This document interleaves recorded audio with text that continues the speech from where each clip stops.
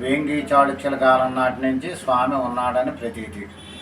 వేంగి చాళుక్యుల పరిపాలనలో స్వామిని పునర్నిర్మించారు, ఉద్ధరించారని ప్రతీతి. ఆయన స్వయంభూ స్వామి, ఆయన స్వయంగా భూమిలోంచి వెలిసిన స్వామి. ఈయన మహిమాన్వితం. ఈయన ఎలాగంటే వివాహాలకి, వివాహం కాని వారికి, అలాగే సంతానం లేని వారికి, అలాగే కాలసర్ప దోషాలు, నాగదోషాలు ఉన్నవాళ్ళు ఈ స్వామిని అర్చిస్తే విశేషమైన ఫలితం లభిస్తుందని ప్రతీతి. అందుచేత ఈ స్వామి యొక్క అపూర్వమైన చరిత్ర ఈ గ్రామంతో ముడిపడి ఉంది. ఈ స్వామికి ఈ గ్రామానికి అంత ముగింది. ఈ స్వామి చేసే ఈ యొక్క చుట్టుపక్కల ఎన్ని పూర్వకాలంలో అనేక ఊర్లు 24 గ్రామాల నుంచి ఈ స్వామికి వచ్చి కొలుచుకునేవారు.